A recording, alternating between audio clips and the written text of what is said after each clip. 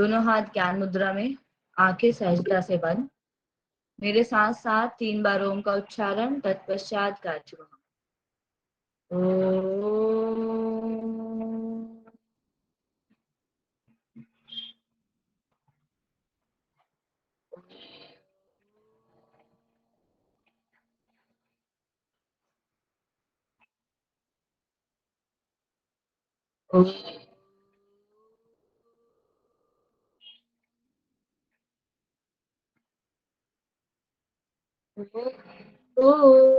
भुवः स्वः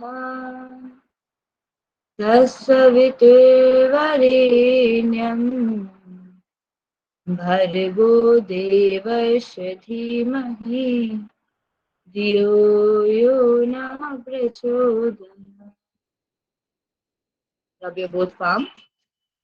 Make a positive covering outside your body. Again, rub your both palm. Put your palm on your eyes. Now open your eyes. चलिए, तो आज की class हम start करते हैं। कल मैंने क्या पढ़ाया था? कल क्या सिस्टम कंप्लीट किया हमने? कार्डियोवास्कुलर, सर्कुलेटरी या फिर कार्डियोवास्कुलर। ठीक है, चलिए अब आप लोग 5 मिनट का बस होएगा, क्योंकि बहुत कम ही पढ़ाया था मैंने, आपको समझ में आया कि नहीं आई डोंट नो। ठीक है, चलिए आप लोग मुझे बताइए कि कैसे कैसे स्टेज है, मतलब कि जो मैंने आपको कार्डियक साइकिल बताई थी उसमें से कितना सेकंड का हमारा एक कार्डियक साइकिल चलता है? सभी लोग मैसेज करिए। 8 सेकंड, 8 सेकंड का चलता है कार्डियक साइकिल। 0.8 सेकंड होता है भाई, वो 0.8। ठीक है, 8 सेकंड नहीं होता वो, 8 सेकंड में बहुत हो जाएगा, इससे तो बहुत बार ढलक जाएगा। 0.8 सेकंड होता है। ठीक है, वेरी गुड। चलिए अब आप लोग मुझे बताइए आरटीएल सिस्टोल के लिए कितना टाइम देते हैं? RTL systole 0.1। Very good Neeraj ji. बाकी लोग सो रहे हैं क्या? Very good Manoj Prasad Singh ji. चलिए ठीक है, नीरज जी माइक अनम्यूट करके बताइए मेरे को पूरा सीक्वेंस, आरटीएल सिस्टोल के बाद क्या क्या है सबका टाइमिंग। जी सबसे पहले आर्टिक सिस्टोल होता है तो उसमें 0.1 सेकंड सिकुड़ता है वो। ठीक है, उसके बाद दोनों सिकुड़ते हैं, दोनों राइट और लेफ्ट दोनों। उसके बाद जब वो अपना डायस्टोल होता है तो 0.7 सेकंड लगते हैं उसमें। ठीक है, दोनों में।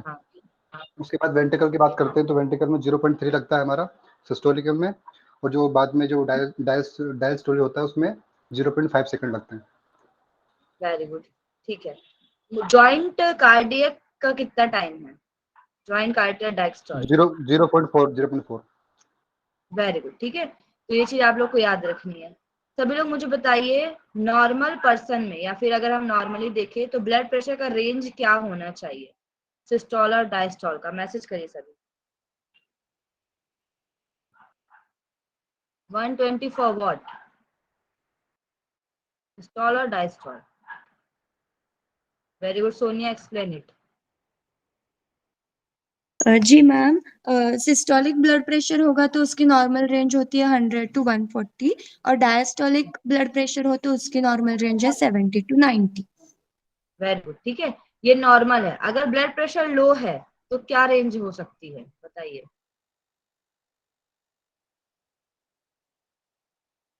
क्या रेंज होगी अगर ब्लड प्रेशर लो है किसी का? बताइए सोनिया।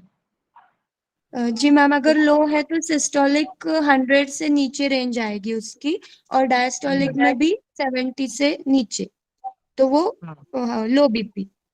हाँ वेरी गुड। अगर हम बहुत लो बीपी की बात करें तो जनरली लोगों का 60-40 चलता है, बहुत लो मतलब उनकी हालत खराब हो जाती है। ठीक है, और 140 के ऊपर अच्छा नहीं माना जाता है हमारा। अगर हम नॉर्मल हाई ब्लड प्रेशर की बात करें तो हाई ब्लड प्रेशर में बहुत लोग का 160-120 जाता है। ठीक है, और जब बिल्कुल हाई ब्लड प्रेशर में एकदम भयानक क्रोनिक स्टेज है तो वो 200 समथिंग, कभी कभी किसी का, सॉरी 190 समथिंग किसी किसी का चला जाता है। तो उसको बैलेंस करना है, और बैलेंस हमारा 120/80 का होता है। वेरी गुड मनोज जी, ठीक है। तो ये आप लोग याद रखिएगा। इसको नापते किससे हैं? उस टूल का नाम क्या है? ब्लड प्रेशर नापने के टूल का नाम?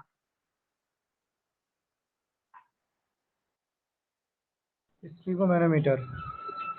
मैनोमीटर, वेरी गुड, ठीक है। चलिए अब आप सब मुझे बताइए कार्डियक आउटपुट क्या होता है? व्हाट इज कार्डियक आउटपुट, और कितना होता है? 1 मिनट में? कौन बताएंगे? बताइए पूनम जी, आप थी क्लास में कल। हेलो, आवाज आ रही है ना मेरी? हाँ मैम, मैं बाहर हूँ, डॉक्टर के पास आई हूँ, वहां से सुन रही हूँ सिर्फ। डॉक्टर से पूछ लीजिए कार्डियक आउटपुट क्या होता है। ठीक है, बताइए बाकी लोग। नहीं पता? वेंट्रिकल से ब्लड को ईच मिनट निकालना कार्डियक आउटपुट कहलाता है। Very good Sonia. तो पर मिनट कितना होता है, पर मिनट कितना वेंट्रिकल से निकलता है हमारा ब्लड प्योर होके? 5040। क्या 5040? 5040 मिल, हाँ ठीक है, ओके। 5040 समथिंग 5 लीटर, ठीक है। जनरली हम बोलते हैं ना 5 किलो, जो 5 से 6 किलो निकलता है। किलो नहीं, लीटर। किलो में नहीं होता भाई, सॉरी, लीटर में। लीटर में। हाँ, किलो में निकालें तो हो गया, इंसान ही नहीं पड़ जाएगा। ठीक है, चलिए अब हम आते हैं नेक्स्ट। तो थोड़ा यूनिट्स का भी ध्यान दीजिएगा, ठीक है। चलिए अब मुझे बताइए आप लोग, स्टॉक वॉल्यूम क्या होता है? What is stock volume?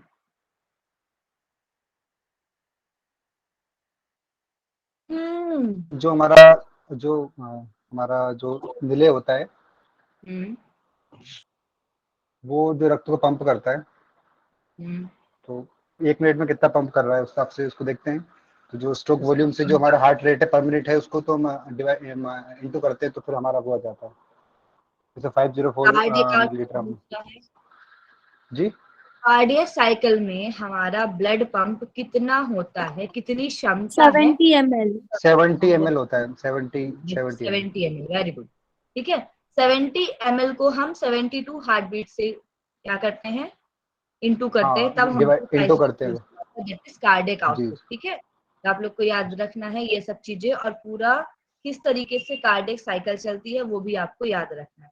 अब हम आज बात करते हैं नेक्स्ट सिस्टम हमारा, दैट इज रेस्पिरेटरी सिस्टम। मैं अपनी रेस्पिरेटरी स्क्रीन सिस्टम। शेयर करूंगी, आप लोग बताइएगा। आज हम सांस लेने वाले हैं, ठीक है, लेकिन मुझे नहीं आ रही है अभी 2 दिन से। चलिए, तो आपको दिख रहा है अपने अपने फेफड़े? यस जी मैम। मैम। जी मैम।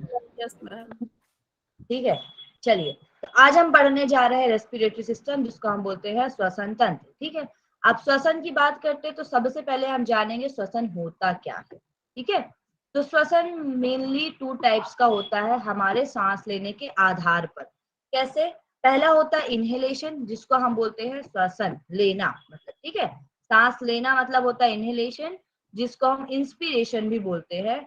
दूसरा होता है एक्सपीरेशन, जिसको हम एक्सहेलेशन भी बोलते हैं, मतलब कि सांस को बाहर छोड़ना। तो सांस को अंदर लेना इनहेलेशन, सांस को बाहर छोड़ना क्या होगा? Acceleration. Exhalation. Acceleration, inhale and जब हम एक्सहेल। सांस लेते हैं तो हमारा चेस्ट क्या होएगा, सिकुड़ेगा या एक्सपेंड होएगा? एक्सपेंड होगा मैम। एक्सपेंड होगा, वेरी गुड।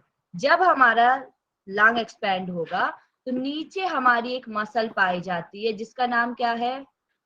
हम डायफ्राम। डायफ्राम। ठीक है, तो डायफ्राम रिलैक्स होता है। रिलैक्स कैसे? क्योंकि जगह और जा रही है, जगह भर रही है। ठीक है, और जैसे ही हम सांस बाहर करते हैं तो डायफ्राम ऊपर की तरफ खिंचता है और डायफ्राम कॉन्ट्रैक्ट होता है। तो आपसे ये पूछा जा सकता है कि किस कंडीशन में डायफ्राम कॉन्ट्रैक्ट होता है, एक्सहेलेशन या इनहेलेशन? तो किसमें होता है? एक्सलेशन। एक्सहेलेशन। इनहेल में तो नीचे जाएगा, वो पेट की जैसे नीचे जाएगा तो पेट ऊपर बाहर निकल आएगा हमारा। वो नीचे जाएगा तो पेट बाहर निकलेगा, वो नीचे जाएगा तो पेट तो बाहर निकलेगा ही ऑब्वियसली, जब हम हम्म, एब्डोमिनल ब्रीदिंग करेंगे तब।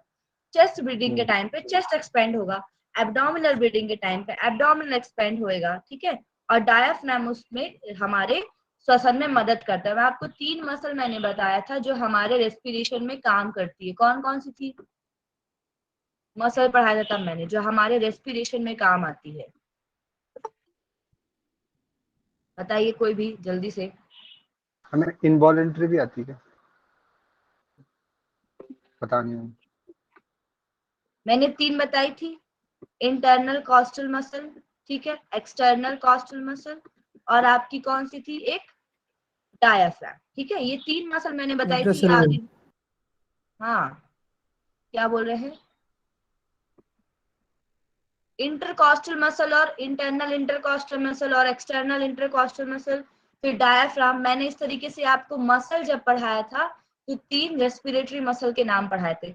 अब आप लोग मसल वाला पढ़ना तो आपको मिलेगा वो, ठीक है। चलिए अब हम आगे बढ़ते हैं, इसमें भी मिल सकता है आगे। अब हम आगे पढ़ने जा रहे हैं कि हम जो श्वास लेते हैं उसके कितने प्रकार है, मतलब कि किस तरीके का हम श्वसन करते हैं।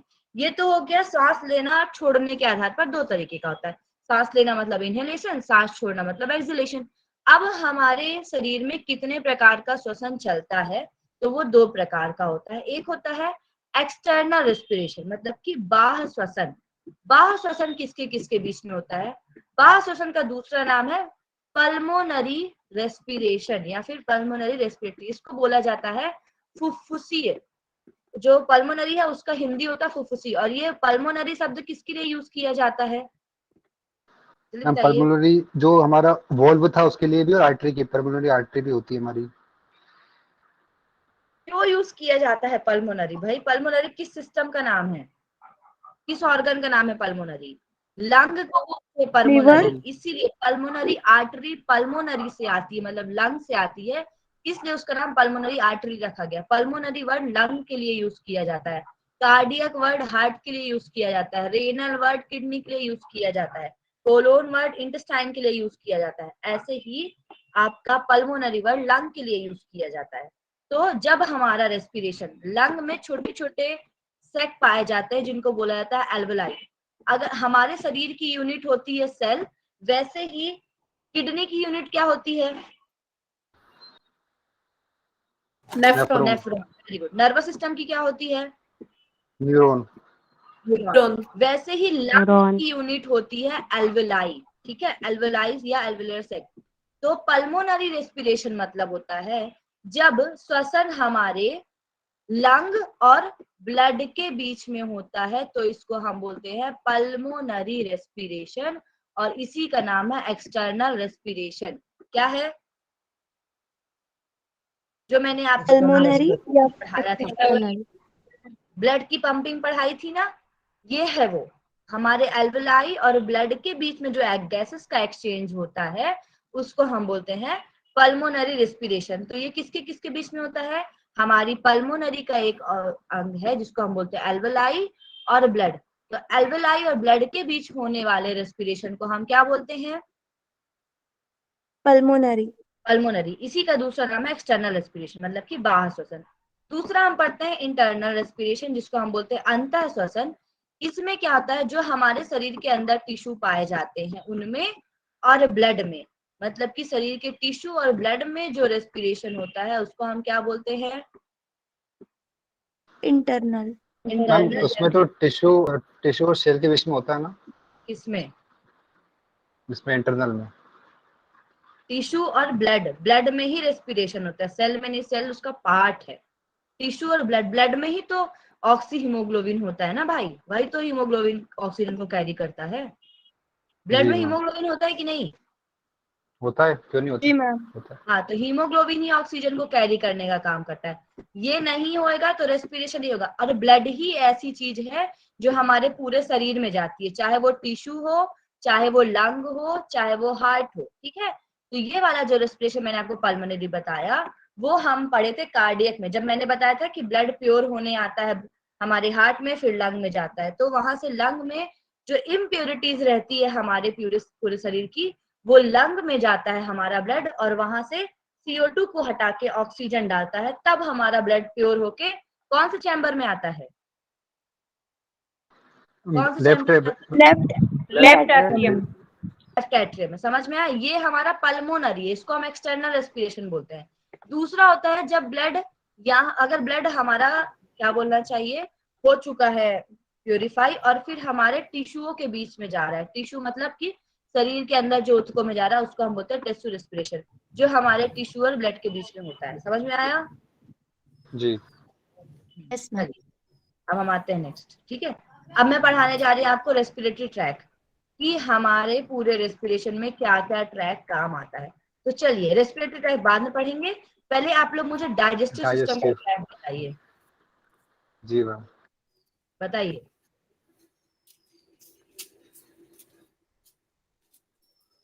हम मैसेज में बताएं कैसे बता दें? ऐसे ही बता दीजिए।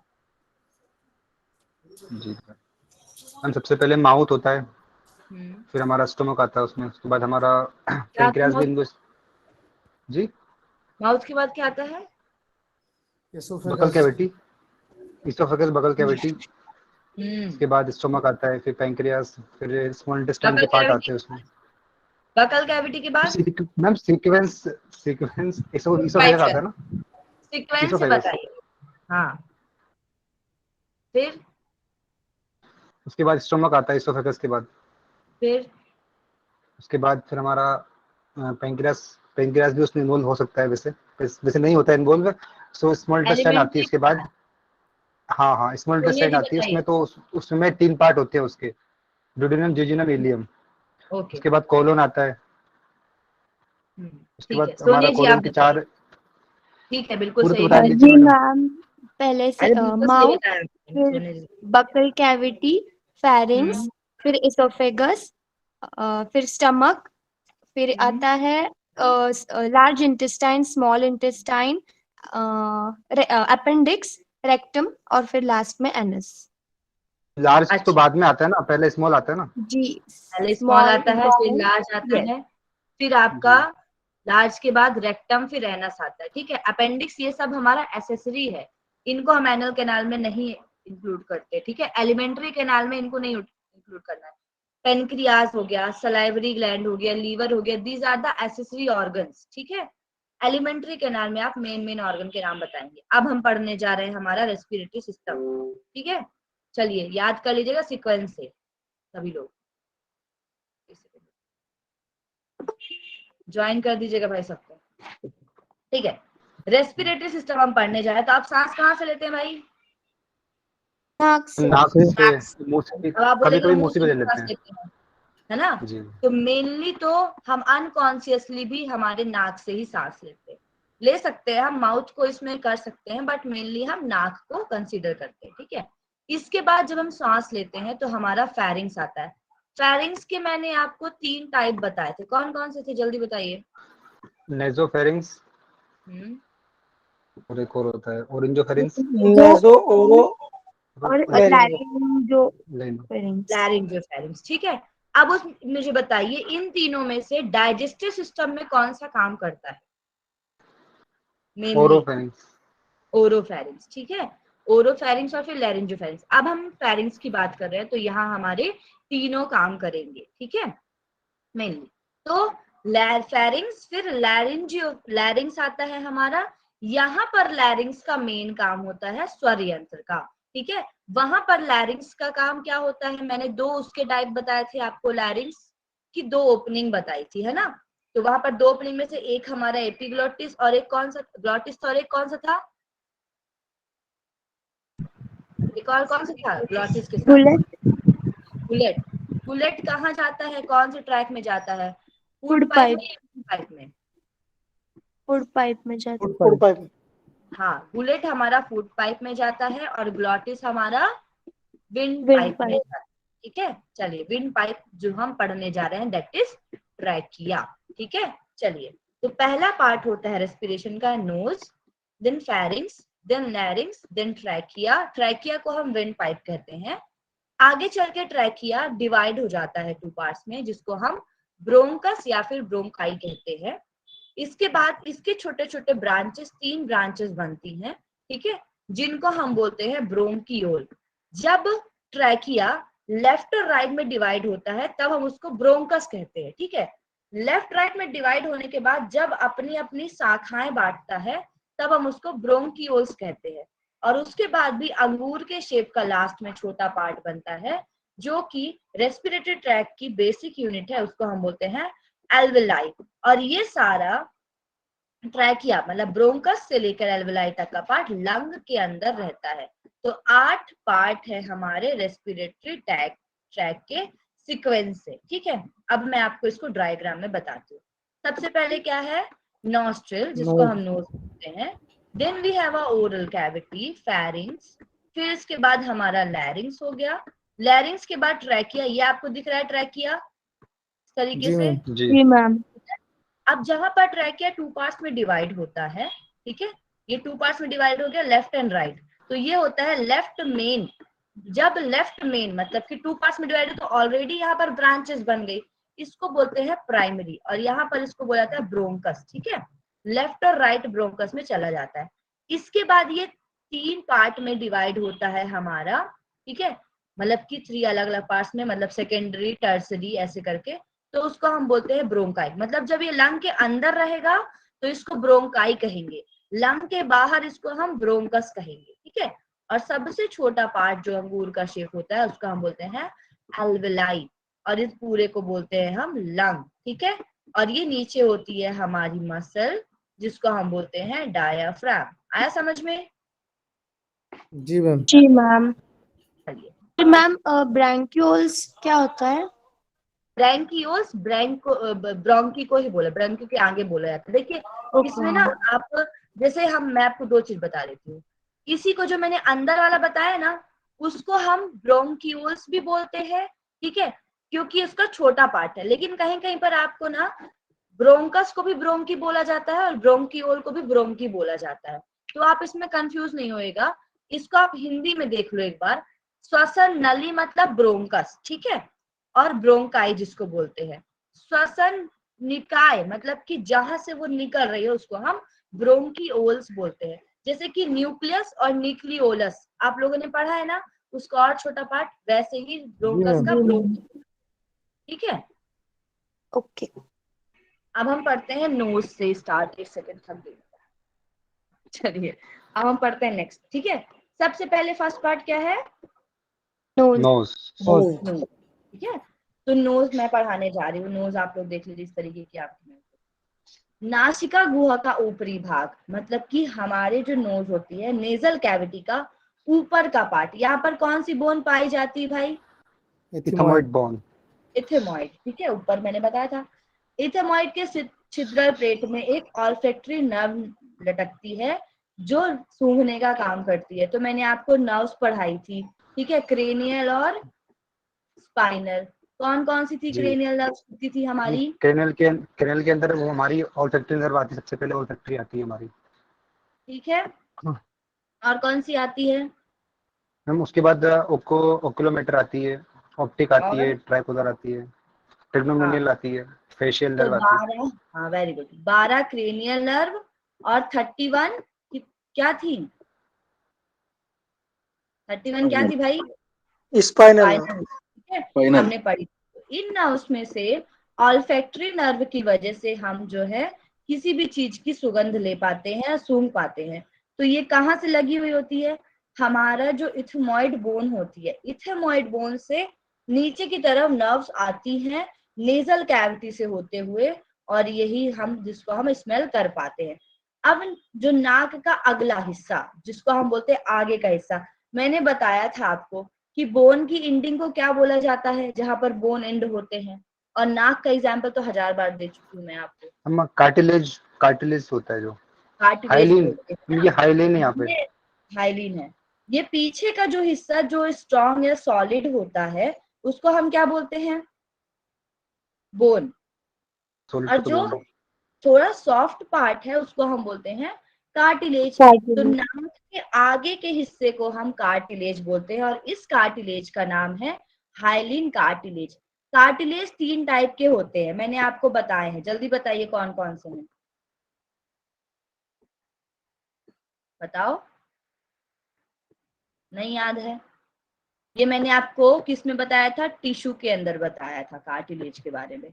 इलास्टिक कार्टिलेज, फाइब्रस कार्टिलेज और हाइलिन कार्टिलेज, 3 कार्टिलेज होते हैं हमारे शरीर में। उसमें भी नाक में कौन सा कार्टिलेज पाया जाएगा?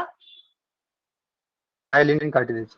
Hyaline cartilage. ठीक है, 3 कार्टिलेज मैंने आपको पढ़ाए थे, आप पढ़िएगा फर्स्ट यूनिट में टिश्यू वाले में। ठीक है, चलिए, तो ये 3 कार्टिलेज हमारे होते हैं। तो नाक का सामने का हिस्सा हाइलिन कार्टिलेज से बना होता है। अब हम नाक के पार्ट के बारे में पढ़ने जा रहे हैं। तो आपसे पूछा जाएगा नोज में कौन सी नर्व होती है? नर्व का नाम बताओ। Olfactory nerve. और ऑल्फैक्टरी। नोज में कौन सा कार्टिलेज होता है? Hyaline cartilage. Hyaline. Hyaline cartilage. Cartilage. ठीक है, अब हम बात करते हैं नोज के 3 पार्ट्स होते हैं मेनली। ठीक है, जो मैंने आपको पढ़ाया था, इंफीरियर नेजल कोंचा मैंने पढ़ाया था ना, एक आपको किसने पढ़ाया था बताइए? इंफीरियर नोजल कौन-सा क्या है आपकी ये?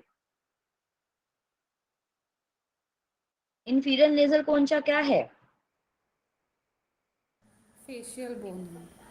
फेशियल बोन है। मैंने आप लोगों को कितनी फेशियल बोन पढ़ाई थी? 14 8 14 फेशियल बोन है। और क्रेनियल बोन कितनी है आपकी? 8 8। ठीक है, तो इन 14 आपके फेशियल में से एक है आपकी इंफीरियर नेजल कौन-सा, याद है? इंफीरियर क्यों बोलते हैं उसको? क्योंकि नीचे रहती है। इंफीरियर नेजल कौन-सा याद है? जी। भाई सारी बोन का नाम भूल गए ना? सच्ची सच्ची बताना, स्केलेटल सिस्टम भूल गए क्या आप लोग? नहीं, कुछ हैं? कुछ याद है मैम। कुछ आंसर नहीं आता भाई, कुछ आंसर नहीं आता। मुझे तो ऐसा लगता है पढ़ा के आप लोग टाइम वेस्ट करे हो अपना। ठीक है, चलो। तो इंफीरियर नेजल कौन-सा एक बोन है। अब मैं आपको बोन नोज के पार्ट में बता रही हूँ कि 3 पार्ट्स होते हैं। होता तो इंफीरियर बोलते इसलिए क्योंकि वो सामने होता है। उसका मिडिल पार्ट और सुपीरियर 3 पार्ट्स होते हैं, इसीलिए नोज को 3 पार्ट्स में डिवाइड किया गया है। इंफीरियर नेजल कौन-सी, मिडिल नेजल कौन-सी और सुपीरियर नेजल कौन-सी। ठीक है, तो ये 3 होते हैं। अब हमारे नाक में एक म्यूकस सेल पाई जाती है, ठीक है, जिसके स्त्राव से नासिका की रातोदिप कलाएं चिकनी, मतलब कि जो हमारे नाक की जो लेयर्स होती हैं म्यूकस सेल की वजह से ये चिकनी और चिपचिपी होती है। ठीक है, नाक में कौन सी सेल पाई जाती है? म्यूकस। म्यूकस इसकी वजह से यहाँ चिकना और चिपचिपा होता है इसका अंदरूनी हिस्सा। ठीक है, अब हमारे नाक में कुछ छिद्र भी खुलते हैं। ठीक है, अब आप लोग मुझे बताइए, मैंने आप लोग को बोर्ड में पढ़ाया था कि छिद्र को क्या बोला जाता है? 2 चीज पढ़ाया था मैंने। फोरामेन। फोरामेन रंध्र को लेक्रिमल बोलते हैं। रेक्रिमल भी होता है ना कुछ। आप लोग ऐसे तुक्का लगाते हो ना, मेरे को बहुत गुस्सा आती है बहुत। फोरामेन मैंने आपको कल किसमें पढ़ाया है? जल्दी बताओ। परसों पढ़ाया है। फोरामेन ओवेलिया पढ़ाया कहीं पर मैंने? ओवेलिस जी मैम। फोसा फॉरन कहाँ हाँ पढ़ाया है? सर्कुलेटरी सिस्टम हार्ट में। सर्कुलेटरी सिस्टम में जो बोन रेडियस नॉर्थ जाता है। मैंने क्या पढ़ाया था कि हमारे हार्ट में एक फोरामेन ओवेलिस नाम का रंध्रक होता है, फोरामेन जिसको बोला जाता है। जब हम पैदा हो जाते हैं तो वो ओवेलिस में चेंज हो जाता है, मतलब एक जंक्शन बन जाता है। जिसके में वो जंक्शन नहीं बनता उसको बोला जाता है कि दिल में छेद है। बोलते हैं कि नहीं? जी मैम। जी। यस मैम तो फोरामेन मतलब होता है रंध्रक, रंध्र होता है। और साइनस मतलब होता है कैविटी या छिद्र। 2 चीज मैंने आपको बताया था। बोन के बीच में जो कैविटी या कुछ पार्ट होते हैं, खाली पार्ट, उनको हम साइनस बोलते हैं, जिनको छिद्र भी बोला जाता है। दूसरा रंध्रक होता है जिसको हम फोरामेन बोलते हैं। समझ में आया था? यस। साइनस। वैसे ही हमारे नाक में 4 साइनस पाए जाते हैं। इन चारों को मिला के हम पैरानेजल साइनस बोलते हैं। क्या बोलते हैं? और ये क्वेश्चन बहुत पैरानेजल। पैरानेजल साइनस बहुत बहुत इंपॉर्टेंट क्वेश्चन है ये आपको पूछ सकता है कि पैरानेजल साइनस कौन कौन से हैं। इनका सीक्वेंस नहीं पूछ सकता है या किसी तरीके से नाम दे सकता है इनका, या पूछ सकता है कि which one is not a paranasal sinus करके, ऐसे भी। तो साइनस मतलब क्या होता है और ये क्यों पाए जाते हैं हमारी बॉडी में, हम देखते हैं। तो साइनस मैंने आपको किसके अंदर पढ़ाया था? कौन से सिस्टम में पढ़ाया है? जल्दी बताइए। सिस्टम भी नहीं याद है। स्केलेटल सिस्टम में पढ़ाया था scale sinus. System skeletal system जी साइनस। सर में पढ़ाया स्केलेटल था। किसके लिए होता है? स्केलेटल मतलब में किसके बारे में पढ़ते सपोर्ट हैं? देता है। हम लेक्रिमल जो था उसके अंदर स्कल को सपोर्ट फेशियल देता है। फेशियल फेशियल बोन के अंदर जो था लेक्रिमल। मैंने पूछा स्केलेटल किसको बोलते हैं? स्केलेटल में किसकी स्टडी की जाती है? हड्डियों के ढांचे को बोलते हैं ना हड्डियों से की स्टडी बोलते की जाती है, बोन की स्टडी की जाती है। तो हमने बोन में साइनस पढ़ा था। अब ये साइनस करता क्या है? ये बोन को हल्का करने का काम करता है। हमारी बोन्स जो कितनी भारी हैं, अगर साइनस नहीं हुए तो हम अपना वजन नहीं उठा पाएंगे। इसीलिए हमारे पूरे शरीर में कहीं ना कहीं बीच बीच में गुहाएं, कैविटी या साइनस पाए जाते हैं। ठीक है, खाली स्पेस पाया जाता है। तो बोन को हल्का करने के लिए ये साइनस बनाए थे। अगर यहाँ पर ये साइनस नहीं होता तो हमारा हेड इतना भारी होता कि हम हैंडल नहीं कर पाते। और दूसरी चीज, कोई भी चीज अगर आती है, आप लोग मुझे बताइए कि आपको आप लोगों ने पढ़ा होगा पंच तत्व, ठीक है, आकाश वायु अग्नि जल, ठीक है, पढ़ा है कि नहीं पढ़ा? पढ़ा है ना? जी मैम। यस। हाँ मैम। आपने 5 इंद्रिय भी पढ़ी, कर्म इंद्रिय कौन कौन सी, कान वान वाली, ठीक है, हाँ। ज्ञान इंद्रिय। अब आप लोग मुझे बताइए कान का काम क्या होता है? सुनना, साउंड। सुनना। ठीक है। अगर यहाँ पर साइनसेस नहीं होते तो ध्वनि किस में काम करती है? आकाश में, खुले जगह पे, वाइब्रेशन में। अगर कैविटी नहीं होती तो हम जो सुन रहे हैं वो सही तरीके से वाइब्रेट नहीं होता हमारे पूरे शरीर में। इसलिए आप लोग जब HD सॉन्ग सुनते हो या 8D सॉन्ग सुनते हो तो आपको लगता होगा कि यहाँ से यहाँ गाना जा रहा है, फिर यहाँ से यहाँ आ रहा है, तो ये सब कैविटी की वजह से होता है, ठीक है। तो कैविटी समझ में आया? कैविटी को हम बोलते हैं साइनस, ठीक है। तो ये क्या करता है? पहला तो हमारी बोन को हल्का करने का काम करता है, दूसरा आवाज को गुजारने के लिए ध्वनि कोष्ठों का काम करता है, ठीक है। अब आते हैं हम, साइनस 4 होते हैं हमारे, जिनको एक साथ तो पैरानेजल साइनस बोला जाता है। अब इनके अलग अलग हम नाम पढ़ेंगे। तो सबसे पहले आप लोग डायग्राम देखो, पहला वाला। अब आप मुझे बताओ, पहले वाले डायग्राम में व्यक्ति किस साइड से खड़ा है? किस साइड का व्यू है ये? साइड व्यू है ना ये तो, side view. Lateral right view. Side. Lateral view. मैंने आपको डायरेक्शनल टर्म क्यों पढ़ाई है? क्यों पढ़ाई है बताइए जल्दी। हम क्योंकि याद रहे हमको। स्टडी, क्योंकि याद रहने, क्योंकि आप एक थेरेपिस्ट की तरह पढ़ाई करो, ठीक है, जी मैम। कि आपको समझ में बोलना क्या है। लेटरल साइड है ये हमारा, ठीक है। अब जी। देखिए, अब हम पढ़ने जा रहे हैं 4। सबसे पहले होती है हमारी इथेमॉइड साइनस। तो मैंने आपको इथेमॉइड बोन भी पढ़ाया था ना? जी मैम। जी कहाँ मैम। पर होता यस है? मैम। इथेमॉइड और स्फेनॉइड 2 बोन के बारे में पढ़ाया था जो एक दूसरे को क्रॉस करती है। अगर हम देखें तो इथेमॉइड बोन हमारे नाक के इस हिस्से में पाई जाती है, अगर हम साइड व्यू देखें, ठीक है। और ये हमारे नोज के जस्ट ऊपर होती है। अगर हम सामने से देखेंगे तो ये जो ग्रीन ग्रीन 3 डॉट्स आपको दिख रहे हैं, ये है हमारे इथेमॉइड साइनस। कौन सा साइनस है? Ethmoid ethmoid sinus. साइन। ठीक है। इसीलिए मैंने अभी आपको ऊपर पढ़ाया था कि नोज में ऑल्फैक्टरी नर्व एथमॉइड बोन से होके नीचे लटकती है, ठीक है। तो यहीं पर एथमॉइड साइनस भी पाया जा रहा है। दूसरा होता है हमारा स्फेनॉइड साइनस। साइड से देखेंगे तो आपको इधर दिखेगा आपका स्फेनॉइड साइनस, सामने से देखेंगे तो यहाँ दिखेगा, क्योंकि ये पूरा क्रॉस सिमिलर लाइन में होता है, ठीक है, क्रॉस होता है इस तरीके से। ऐसे आपका स्फेनॉइड जाता है और ऐसे आपका इथेमॉइड जाता है। ये दोनों एक दूसरे को क्रॉस करते हैं, सेम पिट्यूटरी और पीनल ग्लैंड की तरह, ठीक है। तो ये आपके होगा इथेमॉइड और स्फेनॉइड साइनस। तीसरा होता है आपका फ्रंटल साइनस। तो फ्रंटल बोन कहाँ होती है? मैम फ्रंट क्रेनियम में होती है। कपाल, सामने, ठीक है। इसको हम बोलते हैं फ्रंटल साइनस, ठीक है। ये होता है हमारा फ्रंटल साइनस। दूसरा होता है आपका नेक्स्ट मैक्सिलरी साइनस। तो मैंने आपको एक बोन पढ़ाई थी, मैक्सिलरी कहाँ होती है? Yes ma'am. ठीक है। तो जहां जहां जो बोन है हमारी, वहीं वहीं पर उनके छिद्र होंगे। तो फ्रंटल तो क्रेनियल में आता है, बाकी 3 हमारे फेशियल में आती है। कौन कौन सी? इथेमॉइड, स्फेनॉइड और मैक्सिलरी, ठीक है। तो फ्रंटल साइनस कहाँ है? यहाँ पर, ठीक है। फिर इथेमॉइड साइनस, स्फेनॉइड साइनस सीधा सीधा जाता है, और ये मैक्सिलरी साइनस, ठीक है। याद रहेगा 4 साइनस के नाम। हम जो जो यस इथेमॉइड मैम। और फ्रंटल, जो इथेमॉइड फ्रंटल है वो क्रेनियम में आती है हमारी। कौन सी?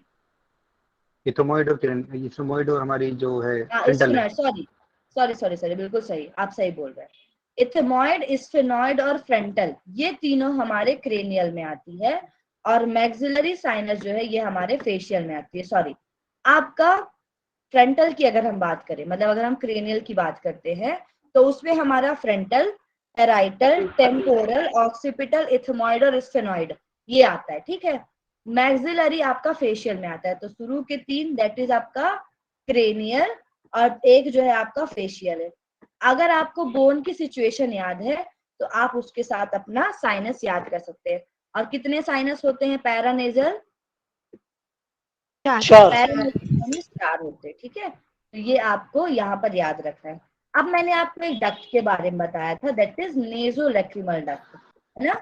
नेजोलैक्रिमल डक्ट कहाँ पर पाई जाती है भाई? मैम जो भी जो नेजो हमारे जो लैक्रिमल है ये हमारा फेशियल बोन में मतलब बिग लैक्रिमल बोन की किसको बात कर बोलते रहे हैं? हो लैक्रिमल किसके लिए बोलते हैं? आप आइस के लिए आता है आईज के और लिए नेजल किसके लिए बोलते हैं? नोज के नोज लिए। नाक। तो नोज नोज के और लिए आई के बीच में यहाँ पर एक डक्ट पाई जाती है, ठीक है, इधर पर। ये तो आपका लैक्रिमल बोन है यहाँ पर, इसके और इसके बीच में एक डक्ट होती है। यह आंख से जुड़ी हुई होती है, ये डक्ट आंख से जुड़ी होती है, इसीलिए जब भी हम रोते हैं तो हमारी नाक से पानी निकलना शुरू हो जाता है, ठीक है। तो आंसू प्रत्येक आंख से निकलकर नासिका गुहा में खुलता है।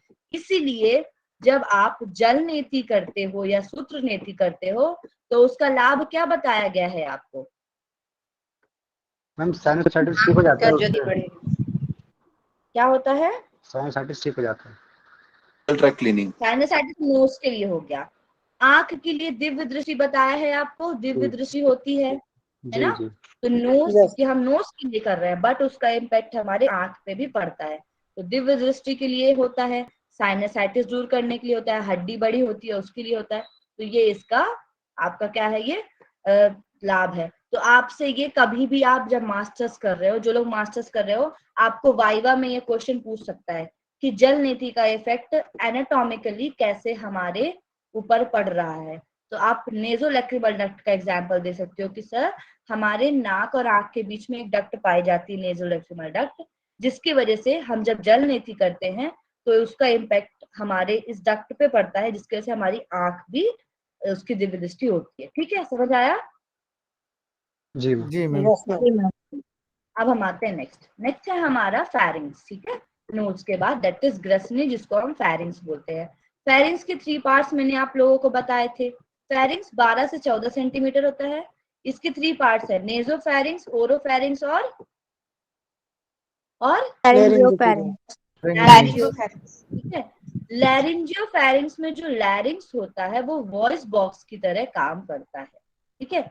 लैरिंजियोफेरिंग्स 2 पार्ट्स में खुलती है, एक तो लैरिंग्स, दूसरा एसोफेगस। तो लैरिंग्स आगे जाकर ट्रैकिया से मिल जाता है और एसोफेगस तो एसोफेगस में खुलती है। तो लैरिंग्स जो होता है ये स्वर यंत्र की तरह काम करता है। किसकी तरह? स्वर यंत्र, जिसको वॉइस बॉक्स बोला जाता है। आपसे पूछेगा कि हमारे शरीर में वॉइस बॉक्स किसे कहा जाता है, तो किसे कहते हैं? बताइए। लैरिंग्स बोलते हैं, ठीक है। अब देखिए, लैरिंग्स आगे होता है और भोजन पीछे की ओर एसोफेगस में जाता है। अब आप लोग मुझे बताओ, आप वमन करते हो तो आप किस सिस्टम में वमन करते हो, रेस्पिरेटरी में या डाइजेस्टिव में? डाइजेस्टिव। मैम डाइजेस्टिव में करते हैं ना डाइजेस्टिव में। सिस्टम में करते हैं। दंड धोती कहाँ करते हैं हम? मैं वो भी डाइजेस्टिव में करता हूँ डाइजेस्टिव। और डाइजेस्टिव हमारे रेस्पिरेटरी के आगे होता है या पीछे होता है? आगे होता है। नहीं मैम पीछे पीछे होता होता है है। पीछे होता है पीछे होता है रेस्पिरेटरी से मतलब पीछे रेस्पिरेट आगे होता होता है है। ना। रेस्पिरेटरी आगे होता है, डाइजेस्टिव पीछे होता है, ठीक है। हाँ तो मैम ये वही चीजें बोल रहा याद था। रखो। तो ये चीज है ना। तो आगे हमारा जो लैरिंग्स होता है और पीछे एसोफेगस होता है। अब चूंकि जब हम खाना खाते हैं तो यहाँ पर एक कार्टिलेज, मैंने कितने टाइप के कार्टिलेज बताए थे अभी तक बताइए? 3 तरह के कौन कौन से? टाइप कौन कौन से? हाइलिन कार्टिलेज और एलिस्टिक, फाइबरस और hyaline. Elastic, fibrous and fibrous और हाइलिन। हाइलिन कार्टिलेज कहाँ पर पाया जाता है? नाक में। नाक में। वैसे ही इलास्टिसिटी के लिए हमारे पास एपीग्लोटिस में इलास्टिक कार्टिलेज पाया जाता है। इसके द्वारा ट्रेकिया का मुख बंद कर दिया जाता है ताकि भोजन के ना जाए। जब हम खाना खाते हैं तो ग्लॉटिस कहाँ खुलता है, जल्दी बताइए। ग्लॉटिस किस में खुलता है, ट्रैकिया में या फिर एसोफेगस में? ट्रैकिया में। एसोफेगस कौन बोल रहे हैं? सॉरी ट्रैकिया में खुलता है। ट्रैकिया में खुलता है आपका ग्लॉटिस और गुलेट खुलता है आपका एसोफेगस में। जब हम खाना खाते हैं तो हमारा खाना हमारे ग्लॉटिस में ना आ जाए, मतलब कि इसमें ना आ जाए, हमारे ट्रैकिया में ना आ जाए, इसलिए खाना जब हम खाते हैं तो इसको बंद कर दिया जाता है एपीग्लॉटिस से। समझ में आया? और एपीग्लॉटिस बंद करते तो एपीग्लॉटिस बना किसका होता है? इलास्टिक कार्टिलेज का, जिससे कि ये दोबारा खुल सके। खाना चला गया तो खुल सके, अगर ये बंद ही रहेगा तो खाना भाई हम सांस ही नहीं ले पाएंगे, आगे नहीं जाएगी, ठीक है। तो इसीलिए ये क्या करता है, खाना का कौर गया फिर खुला फिर सांस आई, फिर कौर गया खुला सांस आई, तो इस तरीके से ये काम करता है आपका, ठीक है। एपिग्लॉटिस समझ में आया इतना? जी मैम। जी मैम। वो फिर से समझा दीजिएगा, हाँ, please explain once again. About what, किस चीज के लिए? ये वाला जो भी एपिग्लॉटिस वाला। एपिग्लॉटिस देखिए मैंने आपको बताया, हम खाना खाते हैं, ठीक है, दो नॉस्ट्रिल, एक सबसे पहले ये नोज है, नोज से हमारा हमारा हवा जा रही है, ठीक है, ये हमारा माउथ है मान लो, ये नोज है, यहाँ से हमारा रेस्पिरेटरी ट्रैक में जा रहा है, एक सेकेंड, ये नोज ही मान लो इसको, और ये आपका माउथ जो भी है, ठीक है। तो ये खाना जा रहा है, ये आपका सबसे पहले क्या होता है, आगे चल के हमारा लैरिंग्स और फेरिंग्स के द्वारा जाता है। तो यहाँ पर हमारे सांस को आगे ले जाने के लिए एक द्वार होता है जिसको हम बोलते हैं ग्लॉटिस, ठीक है, और खाने को आगे ले जाने के लिए जो द्वार होता है उसको हम बोलते हैं गुलेट। अब हमारी सांस आगे चल के कहाँ जाती है, रेस्पिरेटरी सिस्टम के ट्रैकिया में जाती है जिसको हम विंड पाइप कहते हैं, और गुलेट के द्वारा कहाँ जाती है, हमारे डाइजेस्टिव सिस्टम के एसोफेगस में जाती है, ठीक है। अब चूंकि जब हम खाना खाएंगे तो हमारा खाना नोज के एरिया में ना जाए, मतलब ट्रैकिया के एरिया में ना जाए, इसलिए यहाँ पर एक गेट पाया जाता है जिसको हम बोलते हैं एपिग्लॉटिस, ठीक है। खाना खाने के दौरान पे एपिग्लॉटिस बंद कर देता है हमारे ग्लॉटिस को, इसलिए भोजन के कण नहीं जाते।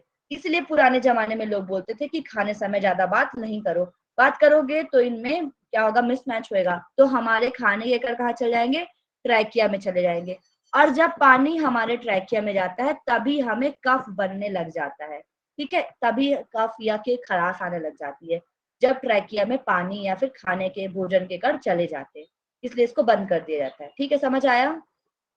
Ma'am thank you ma'am. Okay, अब हम पढ़ने जा रहे हैं लैरिंग्स, ठीक है।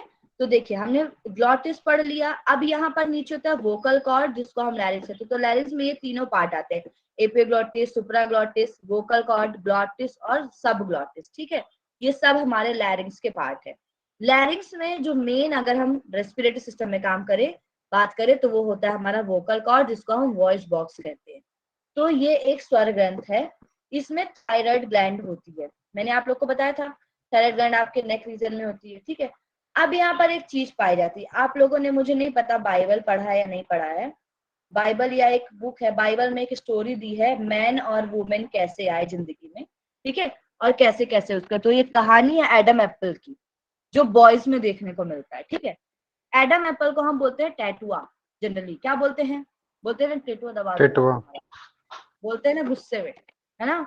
तो टैटुआ को ही हम जो है जिसको हम एडम एप्पल कहते हैं, इसके ऊपर किनारे पे वी के आकार का एक नोच होता है, इसी को ही हम थायराइड नोच कहते हैं। तो ये जो हमारा टैटुआ, ये उभरा हुआ पार्ट आपको दिख रहा है, ये गले का ये उभरा पार्ट, जी मैम। जी मैम। ये होता है हमारा टैटुआ। इसी के आगे इस तरीके से यहाँ पर वी शेप का एक नोच होता है, यहीं पे हमारी थायराइड ग्लैंड पाई जाती है, इस वी नोच पे, ठीक है, जिसको हम थायराइड नोच कहते हैं, और इसी टैटुए को हम एडम्स एप्पल कहते हैं। अब इसको मैं आपको बताऊंगी क्यों बोला जाता है इसको एडम एप्पल, कभी जब हमें टाइम मिलेगा तब। ये बाइबल में एक स्टोरी है, उसके अकॉर्डिंग रखा गया था, ठीक है, एडम एप्पल। और ये मेन में ज्यादा होता है, इसका भी क्या कारण है ये भी आप लोग मेन में ज्यादा देखेंगे एज कम्पेयर टू वुमेन, ठीक है, तो ये मेन में ज्यादा होता है। चलिए अब हम आते हैं नेक्स्ट, इतना समझ में आया लैरिंग्स का? हेलो, मैम, इसे टैटुआ ही बोलते हैं क्या? हाँ टैटुआ ही इसको हिंदी में टैटुआ और वैसे टैटुआ बोला जाता है। हम लोग जैसे सामान्य भाषा में तो टैटुआ ही बोलते हैं ना, तो हाँ टैटुआ बोलते हैं, टैटू इसलिए दबा दूंगा, तो एडम्स एप्पल बोला जाता है इंग्लिश में उसको, ठीक है। जी मैम। चलिए अब मैं होगा तो बता ही देती हूँ कहानियां, मेरे को पच नहीं रही है कहानी ठीक है, देखिए बताती हूँ, मतलब मैं सोचती हूँ बता देना चाहिए। बाइबल में बताया गया है कि जब शुरू शुरू में एक एडम और मतलब हब्बा करके दो इंसान थे, एक लेडीज था एक जेंट्स थी, ठीक है। अब इसमें क्या हुआ था, पहले कुछ नहीं था, कुछ भी नहीं बना था, ठीक, और एक पेड़ था एप्पल करके, उसको हम बुद्धि का वृक्ष बोलते थे, है ना। तो जब पहले ये दोनों हुए थे तो भगवान ने उन्हें बुद्धि बुद्धि कुछ नहीं दी थी, ठीक है, और भगवान ने मना किया था उनको कि आपको ये एप्पल, ये पेड़ नहीं छूना है, क्योंकि जब तक बुद्धि आ जाएगी तो वो एक दूसरे को समझ जाएंगे कि ये हम क्या है, ये मेल है, ये फीमेल है, सब समझ जाएंगे। इसीलिए उन्होंने उनको मना किया था वो पेड़ खाने के लिए। तो क्या हुआ, गए एडम और दोनों, मतलब लड़का और लड़की, और एप्पल में जाके, मतलब एप्पल के पेड़ में जाके लड़की ने तो पूरा एप्पल खा लिया, ठीक है। तो इसीलिए ऐसा बोला जाता है, इसका मिथ आई डोंट नो, कि इसीलिए भगवान ने बोला कि आप लोगों ने गलती कर दी। तो जो कि मैन था, मैन ने जो एप्पल खाया था वो केवल गले तक ही रह गया था, वहीं पर भगवान ने उसको रोक दिया ऐसे, तो उसका नाम पड़ गया था एडम एप्पल। समझ में आया? ये कहानी मैंने पढ़ी थी जब मैं पढ़ी थी कि कैसे हमारी प्रकृति बनी है। तो एक बुक है, याद नहीं आ रहा उसका नाम मुझे, 6 दिन में प्रकृति करके कुछ निर्माण, वो पढ़ा था मैं, ठीक है। और ये बाइबल में भी दिया हुआ है। तो ये था एक कहानी कि एडम एप्पल क्यों बोला जाता है, ठीक है। चलिए अब हम आते हैं। मम हाँ मम्मी सही बात है क्या? ऐसा बोलते हैं इवोल्यूशन थ्योरी, मैंने ये अपने स्कूल टाइम पढ़ा था, मतलब हमको बताया था कि इवोल्यूशन थ्योरी के अकॉर्डिंगली आपका जो लिटिल फिंगर है ना, वो एक टाइम बाद next generation, next human being में अगर जो भी आएगा, तो वो ये स्मॉल फिंगर, जो लिटिल फिंगर है वो नहीं रहेगी, चीटी उंगली। कुछ हो इज इट जाएगी। True ma'am? हाँ, उसमें ये भी बोला जाता है कि हम इतने हाइट के 4 फुट के लोग होंगे, उम्र 20 साल होएगी। तो इवोल्यूशन अपने अपने अकॉर्डिंग सबने क्या किया है, भविष्यवाणी बना के रखी है, ठीक है। अब किसकी क्या है, सच है नहीं है, बहुत कुछ सच हो रहा है। पहले के जमाने लो, आप देखिए, आप महाराणा प्रताप को देखिए और लोग को देखिए, उनकी हाइट और हमारी हाइट में बहुत अंतर है। वो लोग कितने लंबे चौड़े होते थे। बहुत पहले बताया गया था कि कलयुग में लोग एकदम छोटे छोटे हो जाएंगे, आगे चलते चलते तक लोगों की उम्र कम हो जाएगी। आप देख रहे हैं कितना ज्यादा डेथ हो रही। पहले के जमाने में 70 तक जीते ही थे लोग, 70-80, पर अभी जीना बहुत मुश्किल हो गया है, ठीक है। एज, हाइट नहीं बढ़ रही है लोगों की। आगे चल के बोला जाता है कि लोग 4 फुट तक के ही रह जाएंगे और उम्र केवल 20 साल तक ही रहेगी। तो अब लोगों का एजम्पशन है, आई डोंट नो ट्रू है कि नहीं, बट देख सकते, पढ़ते तो है, हम क्या करेंगे, ठीक है। चलिए अब हम आते हैं नेक्स्ट ट्रैकिया में, ठीक है। तो मुझे ऐसा लगता है एनाटॉमी की क्लास मेरी फिलोसफी की क्लास हो जाती है, ठीक है। तो लैरिंग्स हो गया, अब हम पढ़ने जा रहे हैं ट्रैकिया। ट्रैकिया, जब हम लैरिंग्स के आगे आगे चलते हैं तो एक सी के आकार का कार्टिलेज होता है जिसको हम बोलते हैं सी कार्टिलेज, ठीक है। अब ये सी कार्टिलेज, क्योंकि ये शी शेप का होता है इसलिए इसको शी कार्टिलेज बोला जाता है, ठीक है। कार्टिलेजिनस कार्टिलेज इसको बोला जाता है। ये ट्रैकिया की लंबाई 12 सेंटीमीटर की होती है। अब इसका निर्माण 16 से 20 आकृति वाले सी कार्टिलेज होता है। ये इस तरीके से उल्टा राउंड इसका होता है। इधर से देखिए, आपको दिख रहा होगा ये डायग्राम। हेलो जी मैम। Yes ma'am. तो ये इस तरीके से 16 से 20 सी शेप के होते हैं, इसलिए इनको 16 से 20 सी कार्टिलेज बोला जाता है। इसमें भी म्यूकस सेल पाई जाती है जिनको चसक कोशिकाएं बोलते हैं, जिसमें से म्यूकस निकलता है, ठीक है, जिसकी वजह से हमारी ट्रैकिया चिकनी होती है। और यहीं पर ही हमारे धूल के कण, मान लीजिए कुछ तो हमारे नोज में होते हैं म्यूकस, तो जो भी धूल के कण आते हैं तो हमें छींक आ जाती है या कुछ आ जाता है उसके रिफ्लेक्शन के लिए या उसके रिएक्शन के लिए। लेकिन कुछ कुछ ऐसे बहुत ज्यादा माइक्रो होते हैं या बहुत सूक्ष्म होते हैं जो आगे चले जाते हैं ट्रैकिया में। तो ट्रैकिया में बहुत ज्यादा म्यूकस की मात्रा होती है, तो वो क्या करती है, धूल कणों को चिपका लेती है। तभी जब हमको धूल कर जाते हैं तो कफ निकलता है, ये सब कफ के रूप में फिर बाहर निकलता है, ठीक है। तो ये होता है ट्रैकिया के बारे में कि ट्रैकिया इस तरीके से जाती है। ट्रैकिया में बहुत छोटा है, कुछ नहीं। अब हम आते हैं ब्रोंकाई, जिसको हम ब्रोंकस भी बोलते हैं, ठीक है। ब्रोंकाई कहाँ से डिवाइड होता है, ये हमारा जो ट्रैकिया होता है ये 5th थोरेसिक वर्टेब्रा पे 2 पार्ट्स में डिवाइड हो जाती है हमारी ट्रैकिया। एक होती है लेफ्ट ब्रोंकाई, दूसरी होती है राइट ब्रोंकाई। और कहाँ से, ये याद रखना, 5th थोरेसिक वर्टेब्रा से, कहाँ से, सिर्फ थोरेसिक वर्टेब्रा से 2 पार्ट्स में डिवाइड होती है, दैट इज लेफ्ट ब्रोंकाई और राइट ब्रोंकाई। अब देखिए हमारे हार्ट किस साइड होता है, लेफ्ट साइड। लेफ्ट साइड होता है, ठीक है। लेफ्ट साइड हार्ट होता है, इसीलिए हमारी लेफ्ट ब्रोंकाई लंबी होती है लेकिन पतली होती है, क्योंकि हार्ट लेफ्ट साइड टिल्ट होता है। तो टिल्ट होने की वजह से वो थोड़ा लंबी और पतली होती है। और राइट ब्रोंकाई क्या होती है, छोटी होती है लेकिन चौड़ी होती है, ठीक है। समझ में आया इतना? जी यस मैम। अब देखिए ब्रोंकाई में मैंने आपको एक और चीज पढ़ाई थी, हमने रेनल पढ़ा था। रेनल के रेनल में जो हमारी रेनल आर्टरीज, नर्व्स और वेन्स जाती हैं, उस जगह को हम क्या बोलते थे? हाइलम। हाइलम, ठीक है। सेम एज ब्रोंकाई, फेफड़ों में प्रवेश करने के बाद जहां पर से वो जाती है, 3 पार्ट्स में डिवाइड होती है, उसको हम बोलते हैं हाइलम, ठीक है।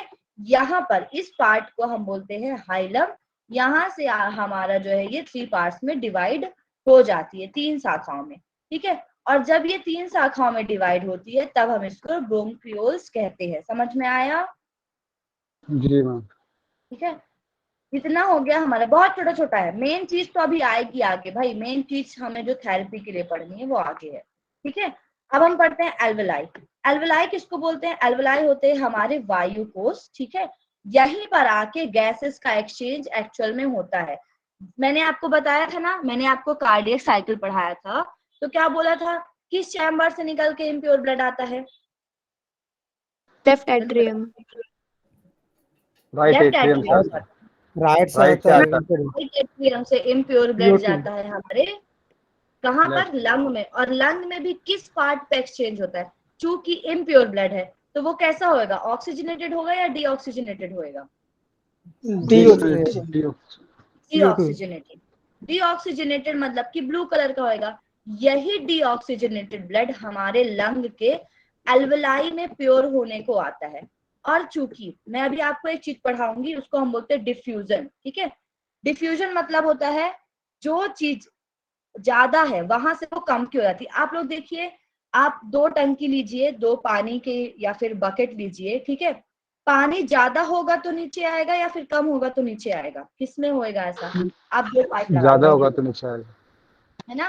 तो वैसे ही हमारे चूंकि बॉडी में, ठीक है, बाहर वातावरण में ऑक्सीजन ज्यादा है और बॉडी में CO2 ज्यादा है, तो ऑक्सीजन को हमारी बॉडी लेती है और CO2 को छोड़ देती है। एल्वेलाई में भी यही चीज होती है। अभी मैं आपको आगे डिफ्यूजन पढ़ाऊंगी तो बताऊंगी ये प्रोसेस कैसे चलती है, ठीक है।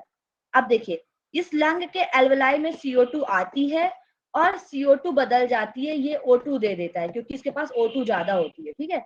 ये O2 देता है और फिर यही ब्लड प्योरीफाई होके, ये देखिए ये इम्प्योर ब्लड था, ये शेक है हमारे, इसको हम एल्वेलाई बोलते हैं। डायग्राम दिख रहा है ऊपर सिल्वर कलर का? जी मैम। मैम।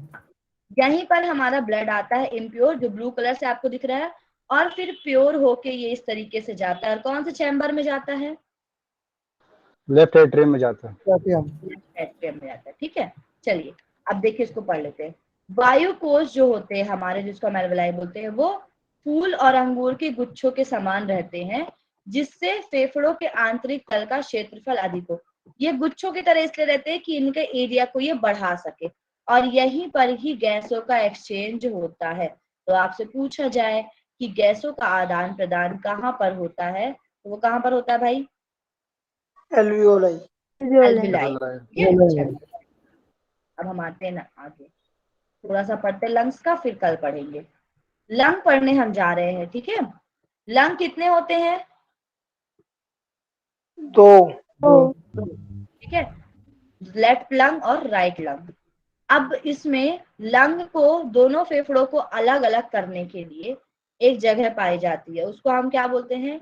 Media sternum. और ये मैंने आपको एक जगह और पढ़ाया था, ठीक है, कि यहीं पर इसके पीछे हमारी थाइमस ग्लैंड होती है। तो मीडिया स्टर्नम क्यों बोलते हैं बताइए? इसमें होती है इसलिए। स्टेनम के बीच में होती है ना। बराबर बीच में, स्टेनम बीच में होती है, ये सेंटर लंग्स में। बीच आउटसाइड में, होती है। और स्टर्नम बोन हमारे बीच में होती है, ठीक है। ये दोनों फेफड़ों को अलग अलग करती है। अब इन दोनों फेफड़ों के बीच में क्या क्या पाया जाता है, ये देखिए, ये हमारा लेफ्ट है और ये राइट है, ठीक है। इन दोनों के बीच में क्या क्या पाया जाता है? तो इन दोनों के बीच में ये नोच दिख रही है, इसको हम कार्डियक नोच बोलते हैं, जो आपने पढ़ा था। ये दिल में अपना, अपन लोग जो दिल यूज करते हैं वो लगाती है बीच में, ठीक है। चलिए, ये दिल है, ठीक है। तो यहाँ पर हमारे इन दोनों के बीच में क्या क्या पाया जाता है? एक तो हृदय पाया जाता है, दूसरा ट्रैकिया के पीछे से क्या आती है? इसोफेगस। हमारी फूड पाइप, इसोफेगस, ठीक है। और यहीं पर हमारी ब्लड वेसल्स पाई जाती हैं जो फेफड़ों में जाती हैं, ठीक है। यहीं पर हमारी थोरेसिक डक्ट होती है, ये पूरी डक्ट को थोरेसिक डक्ट बोलते हैं। यहीं पर हमारा ट्रैकिया होता है और यहीं पर हमारी थाइमस ग्लैंड होती है, ठीक है। तो इन दोनों फेफड़ों के बीच में इतना सारा चीज रहता है, हृदय, oesophagus, blood cells, thoracic duct, trachea और हमारे थाइमस ग्लैंड, ये सभी इनके बीच में पाई जाती है। अब चूंकि मैंने आपको बताया कि हमारा लेफ्ट लंग कैसा होता है, लेफ्ट लंग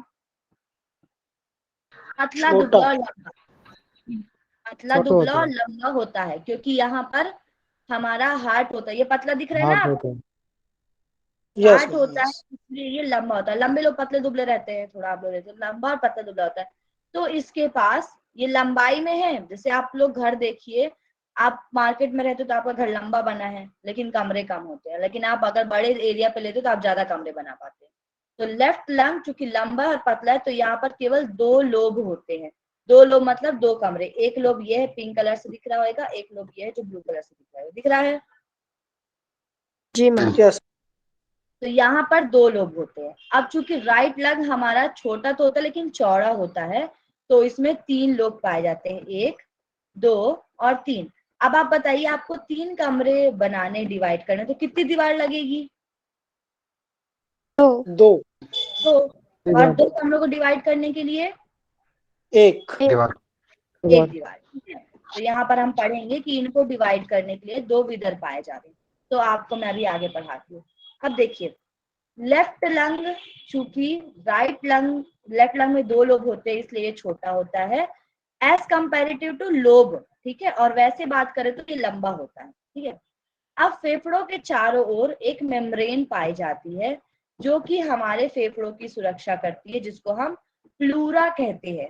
ये पूछा जाएगा आपको, फेफड़ों की रक्षा करने वाली मेम्ब्रेन को हम क्या बोलते हैं? जल्दी बताइए क्या बोलते हैं? प्लूरा। प्लूरा। प्लूरा, ठीक है। अब आप मुझे बताइए, हार्ट या फिर कार्डियक की रक्षा करने के लिए एक मेम्ब्रेन या वॉल, पेरिकार्डिक। पेरिकार्डियम। कार्डियम। ठीक है। पेरिकार्डियम में कौन सा फ्लूइड था?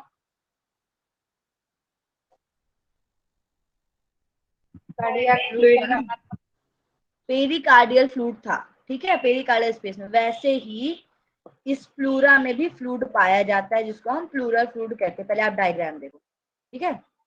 डायग्राम में आओ, ये वाला डायग्राम दिख रहा है, मैं दूसरा कलर लगाती हूँ, नहीं तो सब कच कच कच मैम। कच जाएगा। अरे भाई आ जाओ, ठीक है, चलो अभी आ नहीं रहा है। ये आपको लंग्स दिख रहा होगा, यहाँ पर मैंने आपको तीन चीज यहाँ पर दिख रहा है, ठीक है। एक तो आपको क्या दिख रहा है पहले, पेराइटल प्लूरा। पेराइटल प्लूरा दिख रहा है ये, हेलो। जी। पेराइटल मतलब कि साइड में रहेगा और साइड के ऑर्गन से प्रोटेक्ट करेगा। इन और अंदर वाले को बोलते हैं हम विसरल प्लूरा, जो कि हमारे इंटरनल ऑर्गन से जुड़ा होगा। इन दोनों के बीच में स्पेस पाया जाता है जिसको हम प्लूरल स्पेस कहते हैं, और यहीं पर ही हमारा प्लूरल फ्लूइड पाया जाता है, ठीक है। अब देखिए, समझ में आया ना प्लूरल फ्लूइड कहाँ पर पाया जाता है? जी। अब देखिए, एक रोग है जिसका नाम है प्लूरेसी। इसमें क्या होता है, इस फ्लूइड में स्वेलिंग आ जाती है। ये फ्लूइड मतलब इस जो मेम्ब्रेन है, जो फ्लूइड भरा होता है, उस फ्लूइड का लेवल बढ़ जाता है। प्लूरल फ्लूइड के लेवल बढ़ने से प्लूरा में स्वेलिंग आ जाती है, ठीक है, जिसको हम प्लूरेसी कहते हैं। समझ में आया? हेलो यस जी मैम। मैम। हेलो, जी मैम। ठीक है। तो ये प्लूरेसी को हम कहते हैं, इसको हिंदी में बोला जाता है सीरंगी द्रव्य। प्लूरल द्रव्य को सीरंगी द्रव्य बोला जाता है, ठीक है। चलिए, अब हम थोड़ा सा इसका कंपैरिजन कर ले। This will be the last slide for today, ठीक है। चलिए, अब हम देखते हैं कि लंग क्या है। तो लंग क्या है? एक pair of spongy air filled organ है। पेयर है मतलब 2 जोड़ी में है, स्पॉन्जी होता है, एयर फिल्ड होता है, ठीक है, over of the lower respiratory. अब देखिए, कहीं कहीं पर आपको पूछा जाएगा कि रेस्पिरेटरी ट्रैक को कितने पार्ट में डिवाइड किया गया है। तो एक होता है अपर रेस्पिरेटरी ट्रैक, एक होता है लोअर। अपर मतलब कि जो आपके गले के ऊपर, nose, larynx, pharynx, that is upper. Trachea, bronchi और लंग्स, ये क्या आते हैं? हमारे लोअर में आते हैं, ठीक है। तो ये याद रखिएगा, ट्रैकिया, ब्रोंकाई और लंग्स ये किस में आते हैं? लोअर रेस्पिरेटरी ट्रैक में आते हैं। नोज, लैरिंग्स, फेरिंग्स ये किस में आते हैं? आपके अपर में। अपर, ठीक है। चलिए, तो ये लंग्स जो है ये लोअर रेस्पिरेटरी ट्रैक है। ये विद इन थोरोसिक कैविटी होता है और हार्ट के साइड होता है, रिप्स इनके साइड साइड में पाया जाता है। ये कोन शेप्ड स्ट्रक्चर के होते हैं, इनका वेट 1.3 ग्राम होता है। अब हम कंपेयर करते हैं हमारे राइट लंग और लेफ्ट लंग के बीच में। तो राइट लंग में कितने लोब थे? 3। 3 लोग लोब, थे। और लेफ्ट में 2 लोब थे। ठीक है, राइट लंग में 3 लोब है तो ये हैवी होता है और ये 450 ग्राम का होता है। लेफ्ट लंग थोड़ा लाइट होता है, मतलब हल्का होता है, 400 ग्राम। अब ये जो हमारा राइट लंग है वो छोटा और चौड़ा होता है, शॉर्टर एंड वाइडर। लॉन्ग जो लेफ्ट है वो लॉन्गर एंड यहाँ पर लॉन्गर होना चाहिए था। ठीक है, हैवियर नहीं होना चाहिए, लॉन्गर होता है ये। ठीक है, अब देखिए राइट लोब को डिवाइड करने वाले 2 दीवारों को हम बोलते हैं फीसर्स। क्या बोलते हैं? फीसस। फीसर है ये। ठीक है, आर हो गया पर। तो जो फीसर है लोग कि फीसर है? डिवाइड करते हैं उनको हम फीसर कहते हैं, फीसर। ठीक है, र, तो इसको हम बोलते हैं। तो ये 2 लोब्स को डिवाइड करने का काम करते हैं। ठीक है, अब देखिए, सॉरी 3 लोब को 2 फीसर डिवाइड करेंगे तो इनके नाम क्या हो जाते हैं? ठीक है, तो ये 3, पहले लोब का नाम है सुपरनल, दूसरे का नाम मतलब सुपीरियर लोब बोल दीजिए, दूसरे को मिडिल और तीसरे को इंफीरियर। तो ये है आपका फर्स्ट वाला सुपीरियर लोब, ये है आपका मिडिल लोब और ये है आपका इंफीरियर लोब। ठीक है, समझ में आया? जी मैम। यस। अब हमारा लेफ्ट लंग है तो इसको एक ही फीसर डिवाइड करेगा। ठीक है, अब इसमें एक कार्डियक नोच पाई जाती है जहां पर हमारा हार्ट होता है। अब इसमें 2 पार्ट में डिवाइड होता है हमारा लोब। पहला होता है अपर लोब और लोअर लोब। यहाँ पर कौन सा लोब नहीं होगा? मिडिल लोब यहाँ पर नहीं होगा, बीच वाला नहीं है। समझ में आया? Yes ma'am. ये चलिए, ठीक है, तो यहाँ पे काफी क्लास। और ये मसल देख लीजिए बस। चलिए, मसल ऑफ रेस्पिरेशन, हमारे श्वसन में कौन सी मसल काम करती है उनके नाम है। तो मैंने आपको बताया था कि 3 मसल हैं। देखिए हमारे जो रिब्स होते हैं, ये वाला डायग्राम देखो आप। ठीक है, ये क्या है व्हाइट व्हाइट कलर का? क्या है व्हाइट कलर का? क्या होता है? रिब्स होती है या बोन है। ठीक है, इन बोन के बीच में इस तरीके से मसल होती है। सबसे बाहर वाली मसल को हम बोलते हैं एक्सटर्नल इंटरकॉस्टल मसल। ठीक है, बीच वाली को बोलते हैं इंटरनल इंटरकॉस्टल मसल। उसके अंदर भी जो होती है उसको बोलते हैं हम inner most intercostal muscle. 3 muscle समझ में आई? कौन कौन सी? एक्सटर्नल, इंटरनल और इनर मोस्ट इंटरनल। हाँ, इसमें याद रखना इंटरनल एक्सटर्नल इनर मोस्ट नहीं, इंटरनल इंटरकॉस्टल मसल, ये इंपॉर्टेंट है। कॉस्टल मतलब कि कॉस्टल कार्टिलेज से बना होता है, इसलिए इसको कॉस्टल बोलते हैं। ठीक है, तो external intercostal muscle, internal intercostal muscle और इंटरमोस्ट इंटरकॉस्टल मसल। ठीक है, इनमें से आपको 2 मसल याद रखनी है, that is external intercostal muscle और इंटरनल। ये दोनों हमारे फेफड़े को, जब हम सांस लेते हैं तो ये दोनों हमारे फेफड़े को एक्सपैंड और कॉन्ट्रैक्ट कराने का काम करती है। और एक होती है हमारी डायाफ्राम। तो आपसे पूछा जाए अगर कि मसल रेस्पिरेशन में कितनी मसल काम करती है, तो 3 होती है, इंटरकॉस्टल, एक्सटर्नल इंटरकॉस्टल और डायाफ्राम। समझ में आया? Hello yes. हेलो, हाँ, तो ये आपकी 3 मसल है। कल मैं आपको पढ़ाऊंगी कि हमारा रेस्पिरेशन क्या है, रेस्पिरेटरी यूनिट्स क्या है, फंक्शन क्या है रेस्पिरेटरी, ये सब। ठीक है, ये बहुत इंपॉर्टेंट है, तो ये मैं आपको कल पढ़ाऊंगी। आज के लिए इतना काफी है। चलिए, तो आज मनोज जी आप बना के लाए हैं क्या? Yes ma'am. हाँ, बताइए भाई, बनाए? आप प्रेजेंट कर दीजिए। चलिए, सभी लोग लेफ्ट नहीं करेंगे, हैं, क्वेश्चन आंसर 10 मिनट का सेशन है। यस मैम बनाए। हाँ, प्रेजेंट कर दीजिए। प्रेजेंट करने आता है ना? जी मैम। कर दीजिए। तो आपके पास 2 डिवाइस है या आप एक ही डिवाइस से काम कर रहे हैं? हेलो, मैम मेरे पास मोबाइल है। मोबाइल है ना? ठीक है, हाँ चलिए, तो आप एक काम, मैम, सो हो रहा है। हो रहा है। हाँ हाँ दिख रहा है, हो रहा है, हो रहा है। ठीक है, मैं क्वेश्चन कहता हूँ। तो फर्स्ट क्वेश्चन आपका है, group of cell which is similar in structure and function are the structured into option A organ system, option B muscle, option C bones, option D tissues. tissues. Tissues. Correct answer. प्रश्न 2, name of the tissue that are involve in the formation of membranes. Option A epithelial tissue, option B nervous tissue, option C muscular tissue, option D connective tissue. Epithelial. Message में answer करें sir.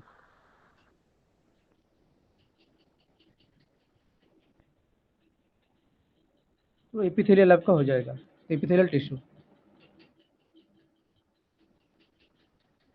Question 3, what is the name of tissue which helps in protection and support of the body?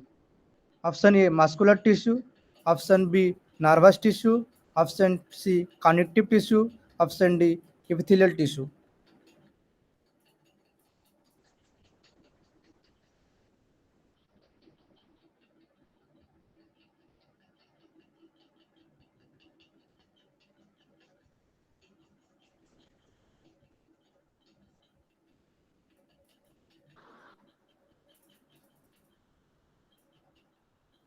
Option C connective tissue.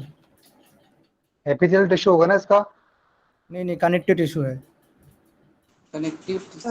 Epithelial tissue भी protection का काम करती है ना, तो हाँ एपिथेलियल भी तो करता है, उसमें नहीं, मैं मैंने पढ़ा 4 था नहीं एपिथेलियल 3 करता नंबर है। क्वेश्चन में हूँ। हाँ तो उसी की तो बात कर रहे हैं, जो हमारा एपिथेलियल टिश्यू है। कनेक्टिंग टिश्यू ऑल बॉडी का करता है अच्छा ना, नहीं सपोर्ट है ना, टिश्यू तो प्रोटेक्शन, अब्जॉर्प्शन, सिक्रेशन, एक्सक्रेशन जो काम करता है वो हमारा एपिथेलियल टिश्यू करता है। तो एपिथेलियल टिश्यू भी तो आ सकता है इसके अंदर। कनेक्टिव कैसे टिश्यू होगा? बोन सपोर्ट करता है, प्रोटेक्ट करता है। क्वेश्चन आपका आपने क्वेश्चन देखा है सबने ना? एक्चुअली उन्होंने प्रोटेक्शन एंड सपोर्ट दोनों पूछा है, तो शायद उसकी वजह से वो कनेक्टिव टिश्यू प्रोटेक्शन है। सपोर्ट दोनों पूछा है, साथ मैंने बॉडी के लिए पूछा है, दोनों साथ पूछा है कि प्रोटेक्शन करता है सपोर्ट भी करता है, उसीलिए वो कनेक्टिव टिश्यू जी होगा। जी जी। एक स्क्रीनशॉट ले लेते हैं, मैम से डिस्कस कर लेंगे। प्रश्न 4, name the tissue which detect change inside and outside the body and response by the action potential. Option A epithelial tissue, option B connective tissue, option C muscular tissue, option D nervous tissue। Nervous tissue. nervous tissue। Question 5, which of the following does not come under the category of loose connective tissue? Option A elastic connective tissue, option D adipose tissue, option D alveolar tissue, option D reticular connective tissue।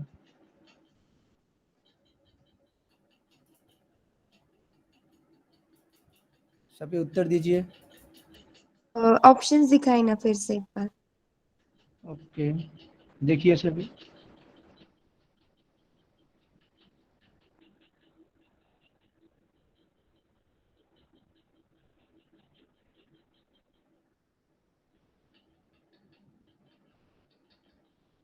D होगा, reticular connective. Option ये है इसका answer, elastic connective tissue. Not come under adipose तो आता है उसके connective tissue के अंदर, आता है जो है ना। हाँ हमारा जो फर्स्ट वाला है इलास्टिक नहीं आता है। Does not come under the category of loose। Does not elastic नहीं आता उसके अंदर। Adipose tissue connect loose connective tissue है क्या? हाँ लूज कनेक्टिव टिश्यू, हाँ डज नॉट। चलिए 6 नंबर क्वेश्चन है। which of the following बोलिए एक बार। which of the following is the example of पहले connective वाला। tissue? मैम कुछ बोल रही है शायद।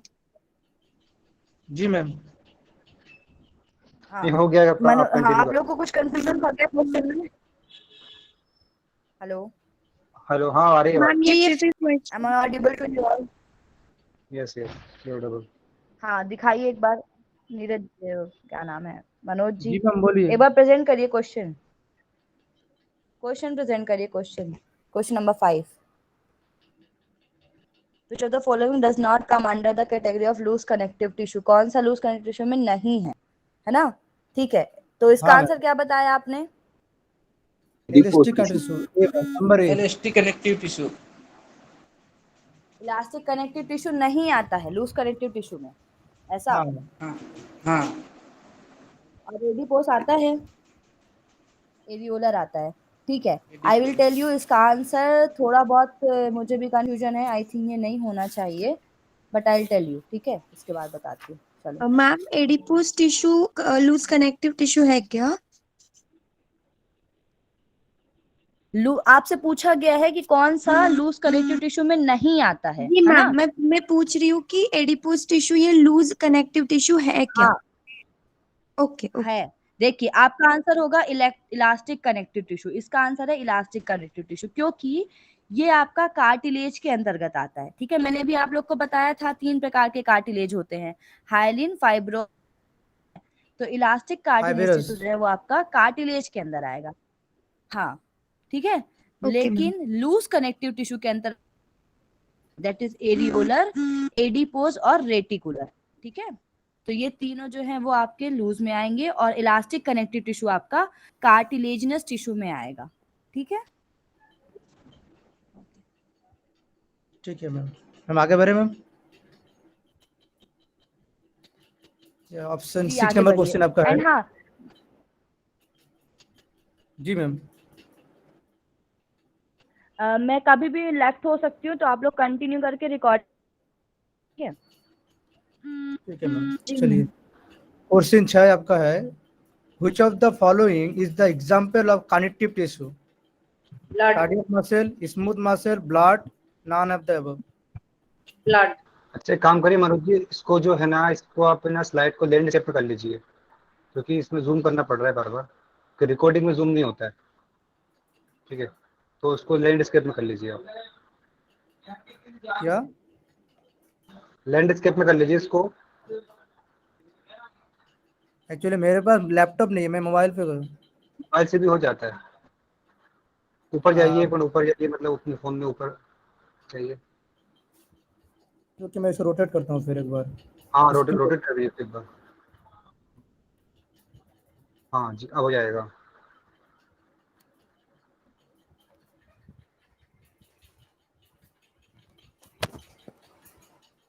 फोन को करिए रोटेट, एक बार घुमा दीजिए फोन को। नहीं हो रहा है, सॉरी, नहीं हो रहा है, रोटेट नहीं हो रहा है। फोन को घुमा दीजिए, फोन को घुमा दीजिए, हो जाएगा। फोन को तो घुमाइए एक बार आप।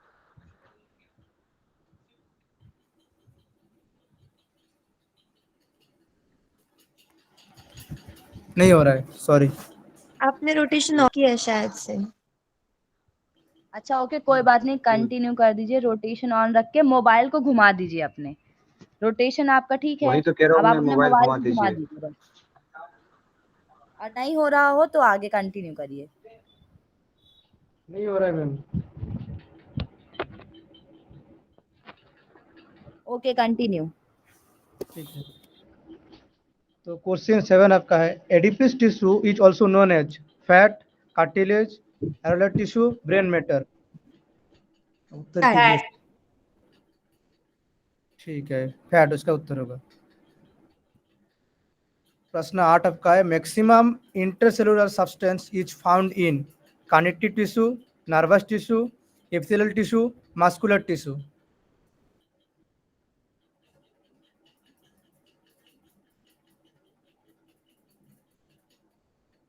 देखना तो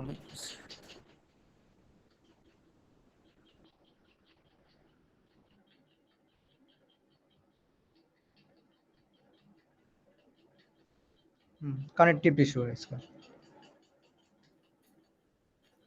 आगे बढ़ते हैं।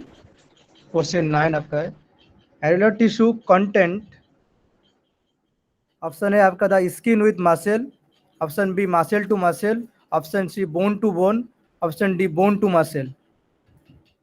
सभी उसका उत्तर करें। Option again. ओके, दिख रहा है?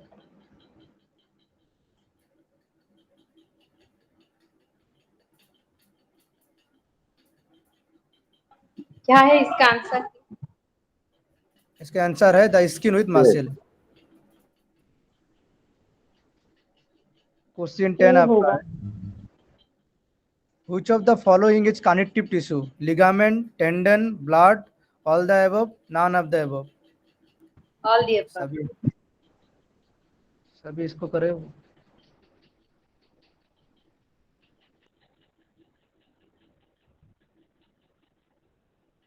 तो इसका आंसर होगा ऑल द अबव। क्वेश्चन 11 आपका है, फाइंड द करेक्ट स्टेटमेंट। आपको यहाँ पर देखना है कि कौन सा करेक्ट है। तो ऑप्शन ए आपका areolar tissue is a loose connective tissue, tendon is a specialised connective tissue, cartilage is the loss of loose of connective tissue, option D adipose tissue is the dense connective tissue. तो इनमें से कौन सा आपको लगता है जो सही है, आपको उसको उत्तर करें।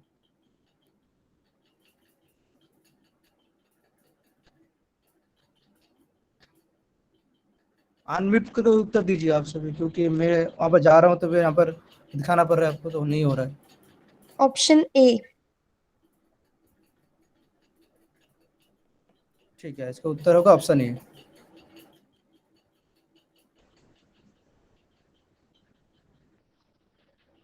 Question number 12, what type of tissue is blood? Option A loose connective tissue, option B dense connective tissue, option C specialised connective tissue, option D none of this. सभी क्वेश्चन देखिए, उत्तर करें।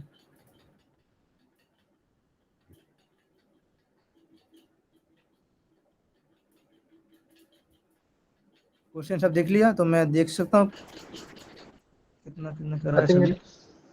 सी।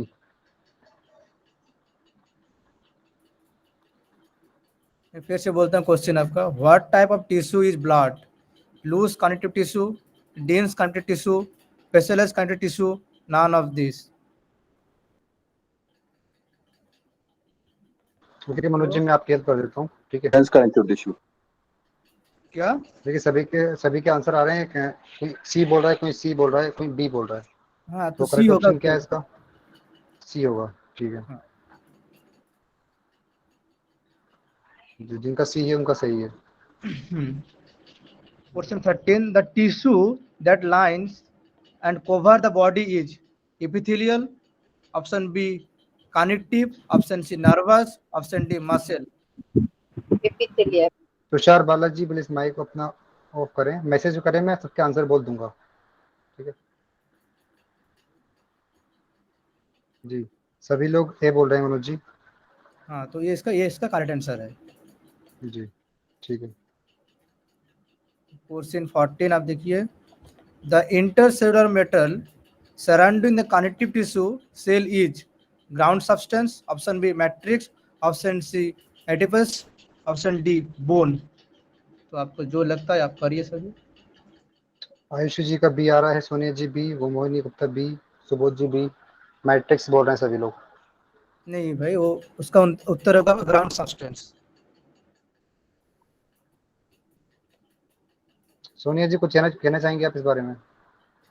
जी, एक्चुअली मेरे हिसाब से तो इसका आंसर शायद मैट्रिक्स होना चाहिए, क्योंकि मैम ने बताया था कि कनेक्ट करने के लिए जो इंट्रासेल्युलर सब्सटेंस होता है तो उसे मैट्रिक्स कहते हैं।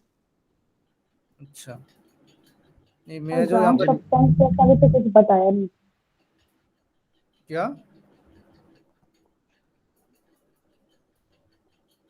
ग्राउंड सुना चाहिए इसका। सब्सटेंस जैसा कुछ बताया था। इससे उत्तर आपका होगा ग्राउंड। मैट्रिक्स। ठीक है, वैसे मनोज जी एक्सप्लेन करेंगे आप इसको, कैसे होगा ग्राउंड सब्सटेंस? देखिए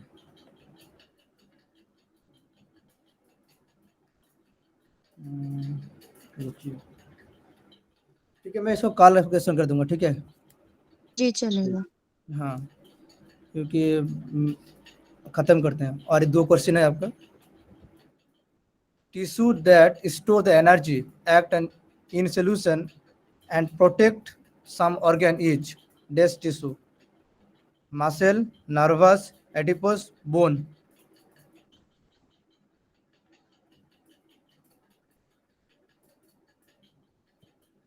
अभी भी सुबोध जी का आंसर आया बस, बाकी तुषार बालाजी का है, मनीष जी एडिपोस टिश्यू बोल रहे हैं, हाँ उसका उत्तर adipose tissue होगा। आयुषी जी वी बोल रही हैं, ठीक है। ऑप्शन नहीं है जो। ओके, लास्ट क्वेश्चन आपका है which of the following is flexible connective tissue that is attached to bone at the joint adipose cartilage epithelial muscle or nerve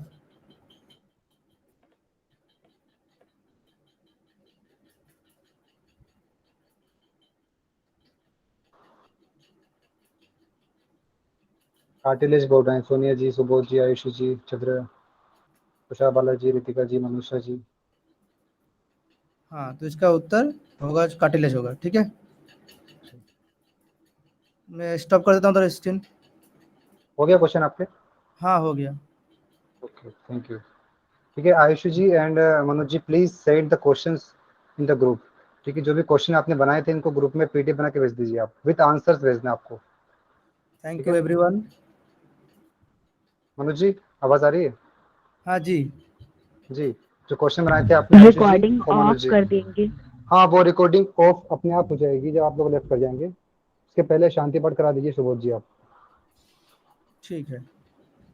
जी कमर गर्दन सीधी कर लें, दोनों हाथ नमस्कार मुद्रा में। एक बार ओमकार का उच्चारण, फिर महामृत्युंजय मंत्र का जाप।